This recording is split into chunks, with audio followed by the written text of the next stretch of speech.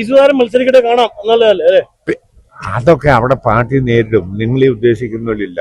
ഞാനിപ്പോ പാർട്ടിയിൽ നിൽക്കുമ്പോൾ വലിയ പുള്ളിയാ, എം മണിയാണ്, MLA ആണ്, നേരത്തെ മന്ത്രിയാ, 40 വർഷമായി സംസ്ഥാന കമ്മിറ്റി മെമ്പറാണ്, 28 വർഷം ജില്ലാ സെക്രട്ടറിയാണ്. ഇടുക്കി ജില്ലാ പാർട്ടിക്ക് ഞാൻ എന്റെ സംഭാവന ചെയ്തതാ.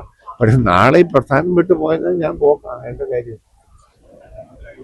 ഇപ്പം ജീവിച്ചിരിക്കുമ്പോ ചത്തന്ന നല്ല ചെങ്കോടിയാലും വരും. റീത്തും ആർക്ക് അയാള് മന്ത്രിയായിരുന്ന ആളല്ലേ.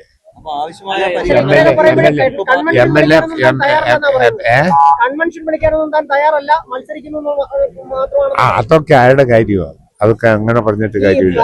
സർക്കാരിനെതിരെ വലിയ ഒരു ഈ കാര്യം പറയുന്നത്, അദ്ദേഹം പറയുന്ന ഒരു കാര്യം 1000 കോടി റോഡിന് വേണ്ടി ഇറക്കിയിട്ട് 750 കോടിയുടെ നിർമ്മാണമേ നടന്നിട്ടുള്ളൂ എന്നൊക്കെയാണ് പറയുന്നത്. അതൊക്കെ പറഞ്ഞോട്ടെ, എന്ത് പറഞ്ഞാൽ അതിനെല്ലാം ഞങ്ങൾ നേരിടും.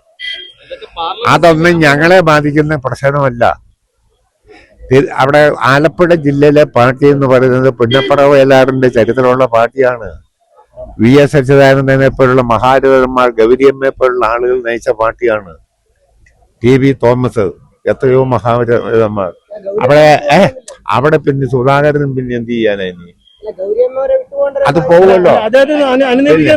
ഞാൻ ചോദിക്കട്ടെ,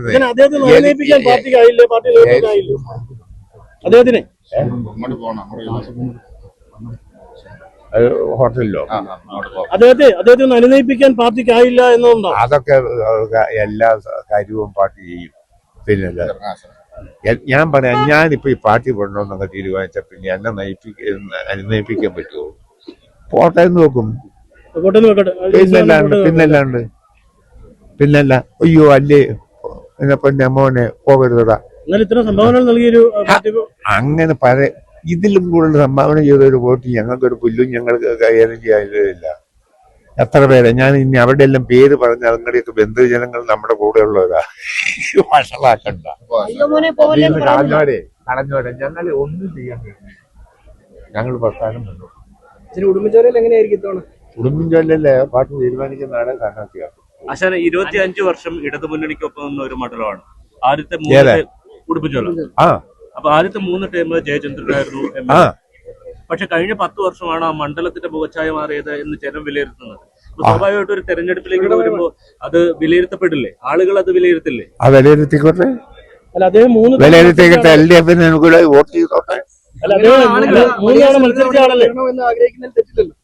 അവർക്ക് ആഗ്രഹിക്കാം. ആഗ്രഹം എങ്ങനെ വേണേലും ആകാവും.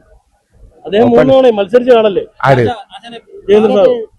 ജയചന്ദ്രൻ അവിടെ സ്ഥാനാർത്ഥിയാകുമെന്ന് ഇതുവരെ പാർട്ടി പ്രഖ്യാപിച്ചിട്ടില്ല. എനിക്കറിയില്ല, എന്റെ ശ്രദ്ധയിലില്ല.